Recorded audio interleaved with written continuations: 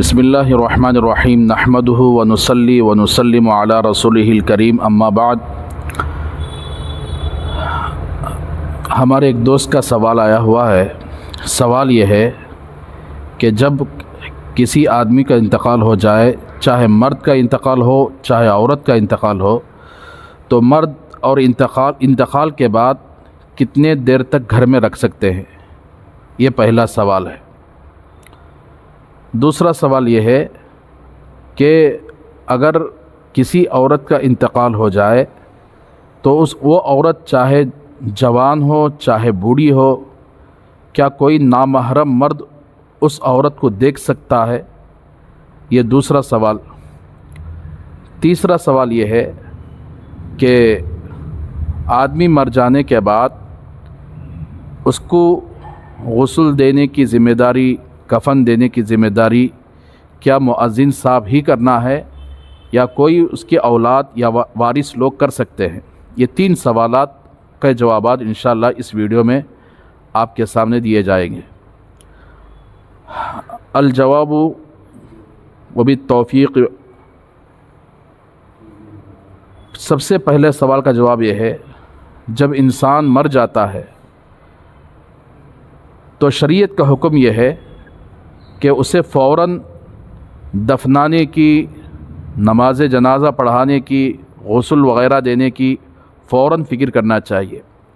ہمارے معاشرے کے اندر ایک بہت بڑی خرابی یہ ہے کہ جب کوئی بندہ انتقال ہو جاتا ہے تو اس کے لیے، اس کی زیارت کے لیے تقریباً کئی دور سے لوگ آتے ہیں۔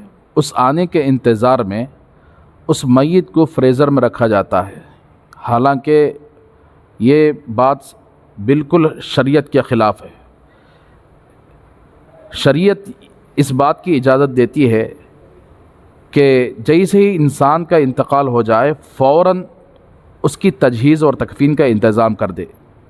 جتنی تاخیر کریں گے، اگر وہ میت نیک ہو تو گویا میت کو تکلیف دینے کے مانند ہے، یعنی گویا وہ میت کو تکلیف دے رہے ہیں تاخیر کر کے۔ اگر وہ میت گنہگار ہے، فاسق فاجر ہے، تو ایسی صورت میں میت کے گنہگار ہونے کی وجہ سے کہیں ایسا نہ ہو کہ دنیا ہی کے اندر اس کے عذاب کا سلسلہ شروع ہو جائے۔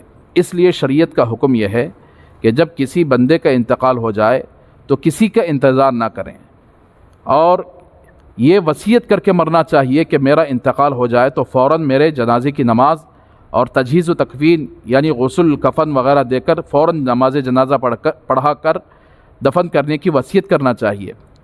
تو اگر کوئی آدمی اس کے خلاف کام کرتا ہے، گویا وہ شریعت کے خلاف کام کرتا ہے۔ نیک میت کو اگر تاخیر سے رکھتا ہے تو گویا اسے تکلیف دے رہا ہے۔ اگر گنہگار میت ہے تو ایسی صورت میں ہو سکتا ہے کہ دنیا کے اندر اس کا عذاب شروع ہو جائے۔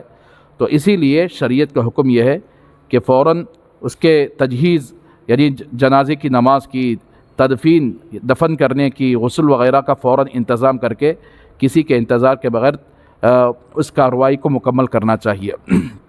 دوسرے سوال کا جواب یہ ہے کہ اگر کسی عورت کا انتقال ہو جائے تو عورت کا انتقال چاہے وہ جوان عورت ہو چاہے بوڑھی عورت ہو، کسی نامحرم مرد کو دکھانے کی اجازت نہیں ہے۔ ہمارے معاشرے کے اندر یہی معاملہ ہوتا ہے کہ نماز جنازہ پڑھانے کے بعد قبرستان میں داخل ہونے سے پہلے عورت کا جنازہ ہو یا مرد کا جنازہ ہو، دفن کرنے سے پہلے وہاں اس جنازے کو رکھ کر سارے مردوں کو دکھا دیتے ہیں، حالانکہ یہ سخت حرام ہے، ناجائز ہے، اس کا گناہ ہوگا۔ اس لیے کہ کوئی نامحرم مرد نہ زندگی کے اندر کسی نامحرم عورت کو دیکھ سکتا ہے، نہ اس کے مرنے کے بعد کسی نامحرم عورت کو دیکھ سکتا ہے۔ یہ شریعت بالکل اس کی اجازت نہیں دیتی۔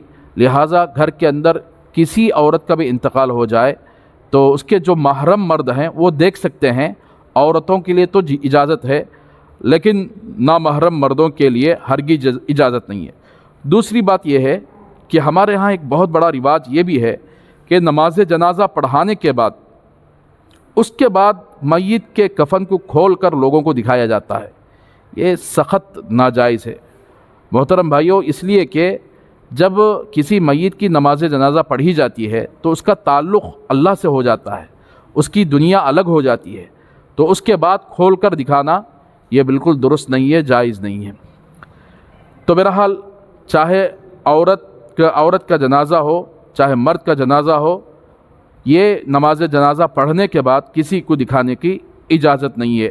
اور عورت کا جنازہ چاہے وہ جوان عورت ہو چاہے بوڑھی عورت ہو، کسی نامحرم مرد کو دکھانے کی اجازت نہیں ہے۔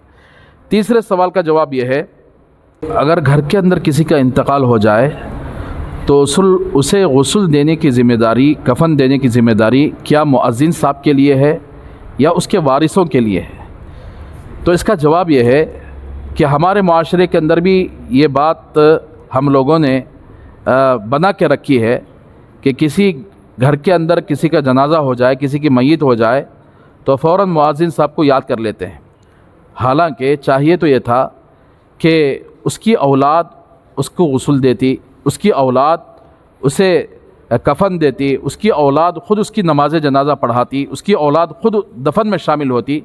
لیکن ہمارا معاشرہ دین سے اتنے دور ہونے کی وجہ سے سارا یعنی سیرا مؤذن صاحب کے اوپر ڈال دیتے ہیں، اور مؤذن صاحب ہی غسل دینے کی ذمہ داری، کفن دینے کی ذمہ داری، اور یہاں تک کہ نماز جنازہ پڑھنے کے لیے بھی ہمارے لوگوں کو یہ نہیں آتا، پڑھانے کے لیے نہیں آتا، تو وہ بھی ذمہ داری امام صاحب کے اوپر، اور یہاں تک کہ اسے دفن کرنے کی ذمہ داری بھی مؤذن صاحب کے اوپر چھوڑ دیتے ہیں۔ تو معزز بھائیوں، یہ سراسر بالکل نامناسب بات ہے۔ حالانکہ اولاد کم از کم اولاد کو اتنی دیندار بنانا چاہیے جو اولاد کے کم از کم غسل دینے کا طریقہ جانتی ہو، میت کو غسل دینے کا طریقہ جانتی ہو، جو اولاد کے میت کو کفن دینے کا طریقہ جانتی ہو، جو اولاد کے میت کا نماز جنازہ پڑھانے کا طریقہ جانتی ہو، دفن کرنے کا طریقہ جانتی ہو۔ لیکن افسوس اس امت پر، افسوس ہمارے معاشرے پر کہ ہم لوگوں نے سارا سیرا مؤذن صاحب کے اوپر، امام صاحب کے اوپر ڈال دیا کہ وہی سارا کام کرتے ہیں۔ حالانکہ ہمارے یہاں کوئی آدمی اس کے لیے آگے نہیں بڑھ پاتا، حالانکہ یہ بہت بڑے افسوس کی بات ہے۔ لہٰذا یہ نامناسب بات ہے، اگرچہ کہ مؤذن صاحب دینے سے غسل بھی ہو جاتا ہے، کفن بھی ہو جاتا ہے، امام صاحب نماز جنازہ پڑھانے سے نماز جنازہ بھی ہو جاتی ہے، دفن بھی ہو جاتا ہے، لیکن افسوس اس معاشرے پر کہ ہم خود سیکھے بغیر کسی اور سے کروا رہے ہیں، اگرچہ ہمارے لیے اس باپ نے کیسے کیسے تکلیفیں برداشت کر کے ہمیں پالا ہے، اور اس باپ کی بھی غلطی ہے جس نے اپنے بچوں کو دین سکھائے بغیر دنیا سے چلا گیا۔ اللہ ہم سب کو یعنی ایسے چیزوں سے حفاظت فرمائے۔